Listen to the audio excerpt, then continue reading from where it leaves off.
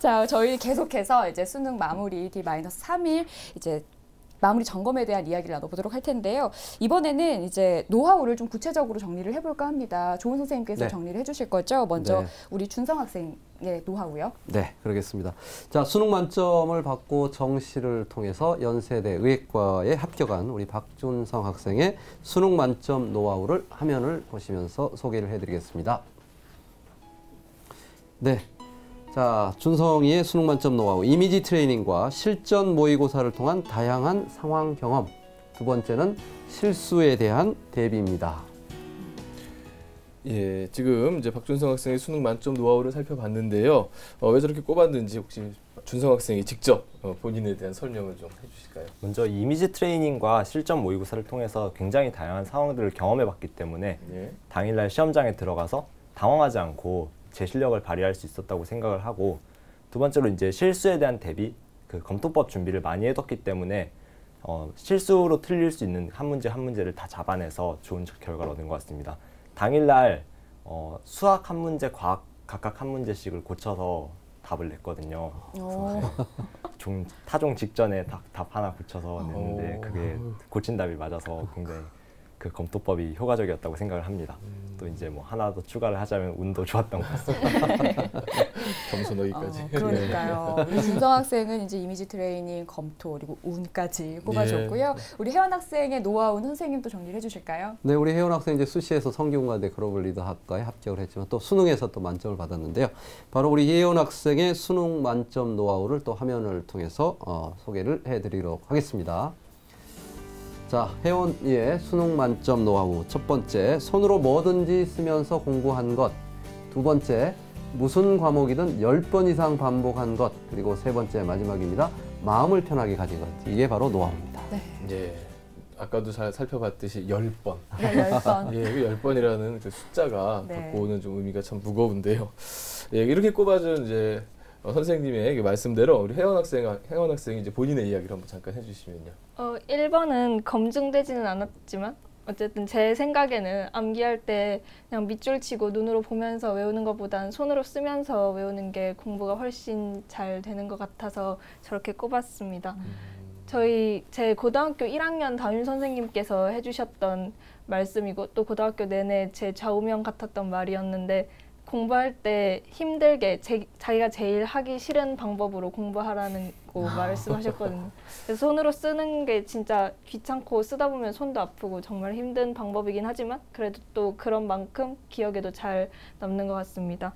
그리고 2번은 그냥 10번 이상 반복하면 이해 안 되던 것도 이해가 되고 또 안 외워지던 것도 외워지고, 그래서 10번 이상 반복하라는 것도 꼽았고요. 또 3번은 좀 남들이 보기엔, 그러니까 특히 저희 부모님이 보시기엔 좀 자기 합리화 같아 보일 수도 있는데, 그냥 자기가 1년 동안 공부했던 거 다시 되돌아보면서 나는 최선 다했으니까 그냥 한 만큼 나오면 난 그걸로 만족해, 이렇게 생각하면서 마음 편안하게 가진 게 또 하나의 비법이 아니었을까 생각했습니다. 10번 했으니까 뭐 그런 자신감 가질만 하죠. 예, 그렇죠? 맞습니다. 네, 이제 예. 이번에는 더 세세하게 우리 두 학생의 경험담을 나눠보도록 하겠습니다. 수능 준비 나는 이렇게 했다. 미리 우리 학생들의 OX를 받아봤는데요. 아마도 지금 방송 시청하고 계신 뭐 수험생이나 수험생의 부모님들 가장 궁금한 점들을 해소시켜 드릴 수 있지 않을까라는 생각이 듭니다. 예, 맞습니다. 네. 수능 준비와 수능 3일 전 현재 지금 수능 당일날 나누어가지고 질문 나눠봤는데요. 질문에 대한 두 학생의 대답이 어땠는지 함께 확인해 보도록 하겠습니다. 먼저 수능 전 마무리 공부에 대한 질문입니다. 수능 만점자들의 수능 준비 이렇게 했다. 화면 보시면서 조은 선생님께서 정리해 주실까요? 네, 자, 오늘 수능 만점자들의 수능 준비 드디어 객관식 이제 시간입니다. 자, 수능 만점자들의 수능 준비 이렇게 했다. 한번 살펴볼게요. 먼저 수능 준비의 기본은 EBS 교재다. 자, 준성의 생각은 세모. 우리 혜원이의 생각은 X네요. 자, 마무리 공부는 오답 노트 위주로 했다. 우리 준성 학생의 생각은 세모. 혜원 학생의 생각은 O입니다. 예, 선택을 했습니다. 네. 그 수능 수능이라는 게 이제 EBS와 연계율이 한 70% 된다고 하다 예. 보니까 많은 선생님들께서 EBS를 좀 중점적으로 공부하기를 권하시는 분들도 많은데 우리 두 학생의 생각은 약간 예. 다르지 않았나, 조금 다를 다른 수 것 있죠. 같습니다. 예, 예. 아니 왜 준성 학생은 세모를 준 거예요? 저는 이제 영어나 국어, 문학 파트 같은 경우는 굉장히 연계가 잘 되기 때문에 EBS 교재를 베이스로 놓고 주 교재로 놓고 학습하는 것이 좋다고 생각을 했고, 그래서 어느 정도 동그라미 부분이 있는데 수학이나 과학 혹은 국어의 화작문이나 비문학 같은 경우는 연계가 거의 안 되거든요. 그래서 굳이 주교재로 EBS를 놓을 필요 없이 다른 문제집을 써도 무방하다고 생각을 했습니다. 물론 네. EBS가 싸기 때문에 가성비가 굉장히 좋은 편이긴 합니다. 예, 이제 과목별로 이제 조금 차이가 차이가 있습니다. 있다라고 예. 생각을 해줬고 우리 혜원 학생은 왜 X를 들었죠?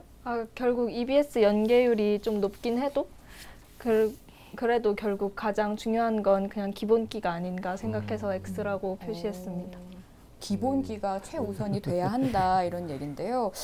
선생님 이제 EBS 교재에 네네. 대한 우리 두 학생의 생각을 들어봤고요. 선생님이 네네. 보셨을 때는 또 어떤가요? 네, EBS의 기본적으로 이제 연계율 70%를 이야기를 할 때 보통 이야기하는 경우가 결국 EBS 교재가 참 중요하다라는 네. 것에서는 다 일치를 하지만 아까 우리 혜원 학생도 이야기했듯이 일단 국어 같은 경우는 이제 영어 같은 경우는 연계율이 굉장히 높다. 그러니까 이제 영어나 연계율이 높은 쪽에 대해서는 집중적으로 EBS 교재를 보지만 그렇지 않은 경우는 좀 다른 교재를 참고를 하거든요. 근데 이건 조금 다르게 우리가 접근해야 될 부분이 이 성적대별로 접근하는 게 좀 다를 것 같아요. 네. 예를 들어서 지금 혜원 학생이나 준성 학생 같은 경우는 이제 만점을 목표로 하는 학생들 같은 경우는 사실은 EBS 교재도 중요하지만 그 이상의 공부를 해야 되는 부분이라 그 연계율에 대한 부분이 큰 의미는 없을 것 같습니다. 단지 지금 이제 수능을 3일 앞두고 있는 친구들이 만점을 목표로 하는 친구들보다는 그래도 중위권 학생들이 또 많이 있기 때문에 이 부분에서는 아무래도 이제 EBS의 그 영향력이 굉장히 크다라고 생각을 하고요.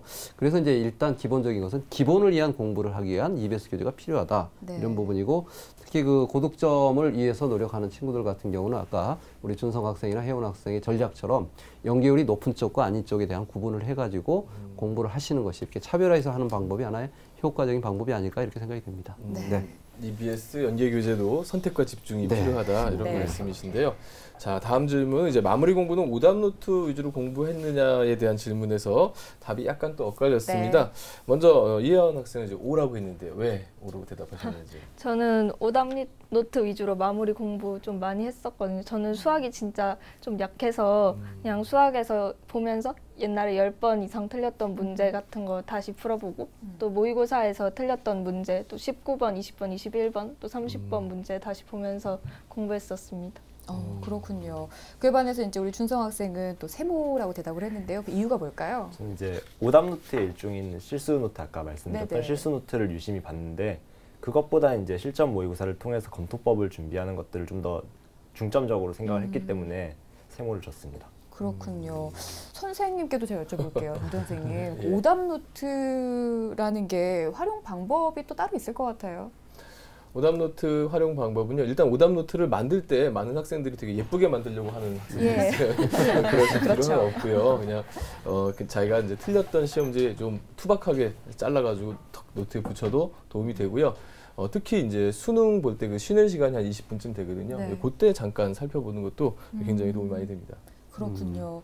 이제 그 오답 노트라는 것도 이제 지금 사실 얘기하기보다는 그 전부터 미리미리 준비가 그렇죠, 되었던 준비해놓은 상황이었기 때문에 좀 지금 논하기에는. 근데 이제 지금 이제 오답 노트를 보다가 괜히 마음이 흔들리는 친구들한테 도움이 될 수 있을 것 같아요. 쭉 봐왔다면 지금 그냥 계속 보는 게 좋지 않을까라는 생각이 들고요.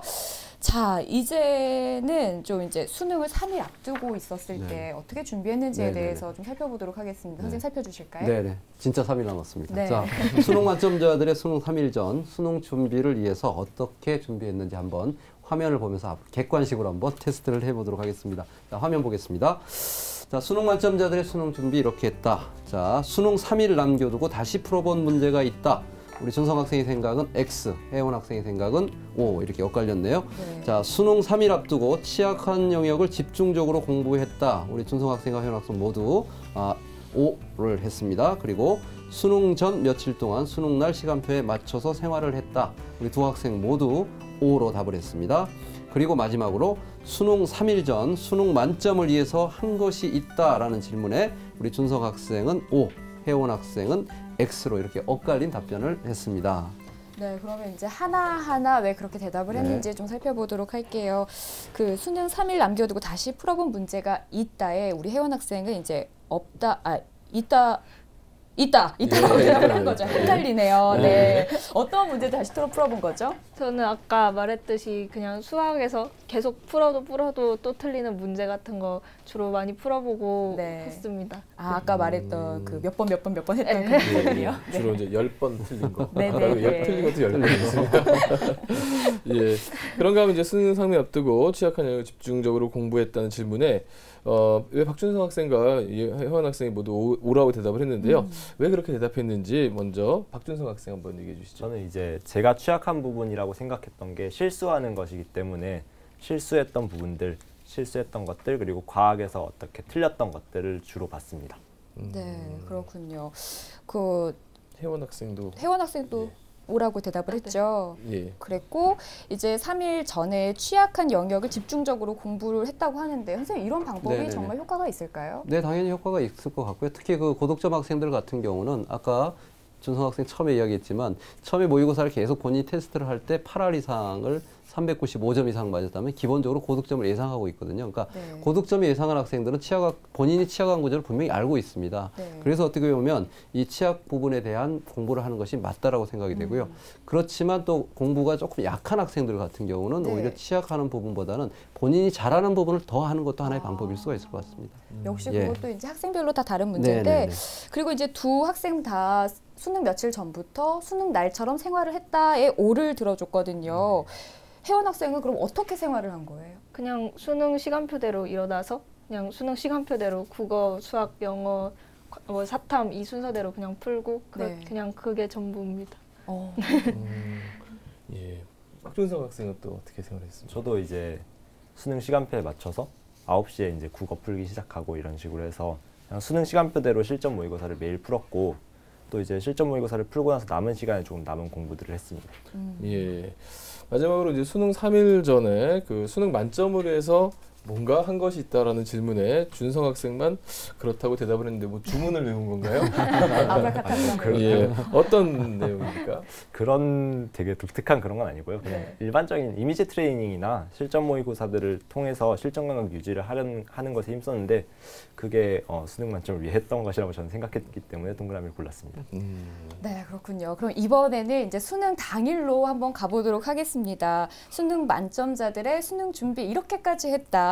선생님 화면으로 먼저 정리해 주실까요? 네, 드디어 이제 12일입니다. 수능 만점자들의 수능 당일 이렇게 딱 화면을 보면서 설문조사의 결과를 한번 살펴보도록 하겠습니다. 자, 수능 만점자들의 수능 준비 이렇게 했다. 첫 번째 질문입니다. 수능 후에 가채점은 하는 게 바람직하다. 우리 준성 학생과 혜원 학생 모두 O로 답을 해줬고요. 자, 수능 시험에서 나만의 시간 조절 방법이 있다. 우리 준성 학생 역시 전략적입니다. 예, O로 답을 했고 우리 혜원 학생은 예, 바로 X로 답을 해주셨습니다. 네, 그럼 이제 또 하나씩 이야기 나눠보도록 하겠습니다. 두 학생 다 수능 후 가채점을 하는 게 바람직하다라고 했는데요. 우리 준성 학생은 지금 화면에는 그 동그라미가 하나만 나왔지만 그냥 네. 이렇게 체크해줄 땐 두 개를 했어요. 그 중요한 이유가 있을까요? 네, 저는 수시 전형을 안 쳤으면 몰라도 수시 전형을 응시를 했다면 반드시 가채점을 해와야 된다고 생각을 합니다. 네. 예를 들면 이제 논술 전형 같은 건 어떤 걸 응시하고 어느 전형을 응시하지 않을지 어느 것을 시험을 보러 갈지 안 보러 갈지 이것을 가채점 점수를 기반으로 해서 결정을 하게 되기 때문에 상당히 중요하다고 생각을 합니다. 친구 중에서 만점을 받고 가채점을 제대로 안 해와서 틀렸다고 생각을 하고 고려대 논술을 보러 간 친구가 있었어요. 그래서 그리고 떨어져서 연세를 다시 웃으면 안 하는 되는지. 친구가 있어요. 예, 우리 혜원 학생도 같은 생각인가요? 아, 네, 저도 비슷한 생각입니다. 네, 예. 그렇습니다. 예, 또 수능 시험에서 나만의 시간 조절 방법이 있다는 질문에 준성 학생만 또 역시 독특한 방법이 있는 것으로 얘기를 하셨는데 어떤 방법인가요? 나만이라고 하기는 굉장히 애매하지만 이제 국어에서 화작문 파트에서 대각선으로 문제를 읽으면서 굉장히 필요한 정보만 빠르게 뽑아낼 수 있는 그런 방법들을 사용했고 또 수학이나 과학 과목에서 최단으로 풀 수 있는 그런 풀이들을 많이 준비해 두었습니다. 그렇군요.